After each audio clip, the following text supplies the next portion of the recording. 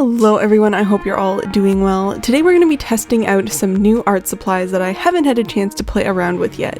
The original purpose of this video was to mainly test out this new prototype that I made. It's a palette specifically designed for dip pens and ink, essentially an inkwell palette. But I couldn't really decide on a piece that I wanted to work on that was specifically ink and line art heavy, so when I did finally come up with a sketch that I liked that was going to also use watercolor, I figured it would be the perfect opportunity to use the Paulina Bright watercolor brushes that I've been really excited to try. Also, completely unintentionally, I ended up grabbing this watercolor block from my shelf to use for this piece, and I don't actually think I've ever used this paper before, so we've got a triple test going on here now. So like I mentioned, I really had no idea what I felt like drawing, so eventually I did come up with this portrait, but I wanted to be a little brave and try out a bit of a wild color scheme. So I decided on this yellow, purple, and like a cobalt blue trifecta of colors. So this was actually like a pretty limited palette. I did pretty much only use the 3 individual colors for the whole thing.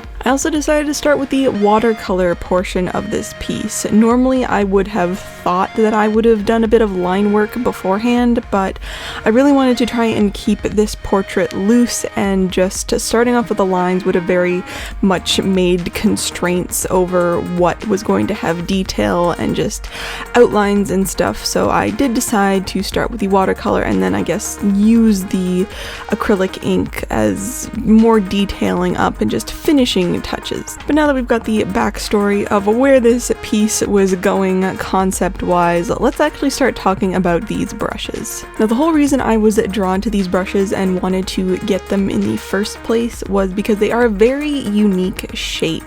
They are a synthetic, almost mop brush, but they are significantly longer and I would say thinner than most traditional mop brushes are. And just overall, from the initial look of these brushes, it just looked like a brush that I would really enjoy using. So I bought the whole set of them. They come in 4 sizes, 0, 1, 2, and 3. And for this painting, I did like 95% of it with the size 1 brush. Normally for a painting like this, I would probably use at least 2 to 3 brushes. I'd probably stick with one of my other favorite mop brushes for the hair just to keep it nice and loose and be able to do that splashy, nice, just watercolor looking effect. But for any of the face details, I would have flipped to something smaller, possibly synthetic, so that I could keep that really sharp point. But this brush really could handle everything. It really keeps that nice sharp point at the end when you want it, but because the bristles are quite long and there's a lot of them,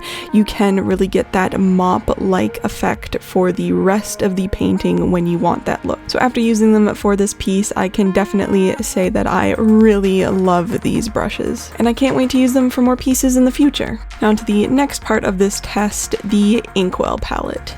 For this piece, I actually mixed up 3 completely custom ink colors to use to match the color scheme, which is definitely something I never really would have been able to do before having this palette, which is why I wanted to design something like this. Because if you've been watching my videos for a while, you will know that I have complained a few times that I've never found a good solution for something to put ink in when I'm using it.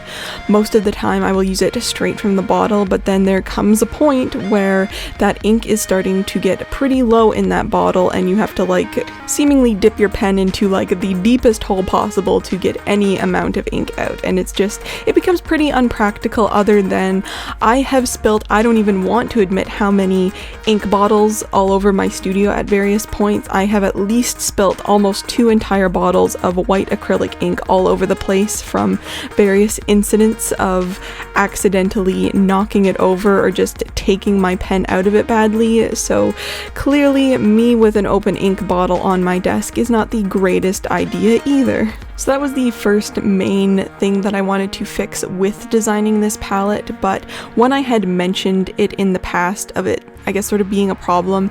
I had gotten a few pretty good recommendations for different inkwells that people liked using, but my problem still with the entire concept of the more traditional inkwell is that it is a very large open area still generally. If you are putting ink in there to use, you have to put a lot of ink in there, and you are going to end up with that same issue where you have to keep it quite full in order to get your pen evenly coated, or I guess dipped in there enough to have enough ink on your pen to be usable. So I really wanted to create something that was, I guess, ergonomic to a variety of dip pens so that you could easily dip the pen in, but the well itself wouldn't need to be filled up with an absolutely crazy amount of ink, because I think we all hate feeling like we are wasting art supplies. So having to fill up an inkwell with like half a bottle of your ink and then half of that drying out is just not a great time. So for the palette, I created these almost elongated acorn shape wells so that the dip pen fit in beautifully, but there was not an excessive amount of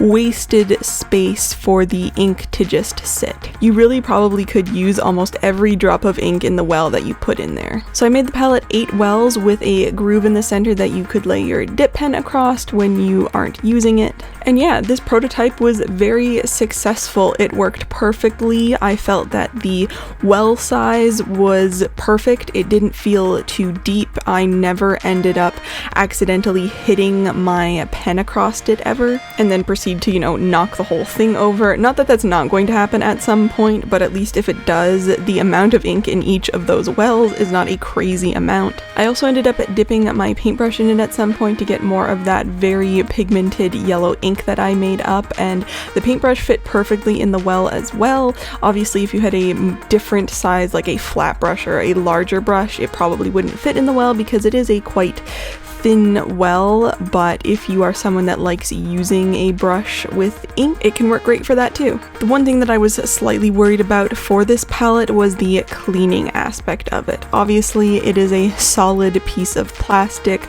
The wells are fairly deep and they are quite thin, but I did end up cleaning mine out, which I will show you what mine looks like, but overall it really wasn't as bad as I thought it was going to be. Some of the ink did end up drying on the upper parts of mine, but I just ran the entire thing underwater and then just used a paintbrush to clean out the wells a bit. So there is some staining, which honestly is pretty much to be expected. Ink tends to be much more pigmented than normal paint, and I did end up using quite pigmented colors for this painting. Using a pen cleaner or something like isopropyl alcohol that would break up the ink more would definitely whiten up the plastic. But yeah, if you're interested in the inkwell palette, it should be available right now in my shop. The link, of course, to that will be in the description box. Finally, now that this piece is finished, let's talk about this paper. Overall, I really enjoyed using this. It was much smoother than most 100% cotton watercolor papers were, which is actually why I grabbed it off of my shelf to begin with, because I knew I wanted to be using a dip pen with it, and that can really snag on the grain and texture of the paper. And as far as warping and buckling went, it really wasn't that bad. It buckled a little more on the one side where there was more watercolor, but overall for the amount of water that I added to the paper, I would say it stayed pretty flat. So overall, I would say that was a pretty successful test. I really enjoyed using all of the supplies, and I'm pretty happy with the final result. But that is everything, so thank you so much for watching, and I will see you in my next video.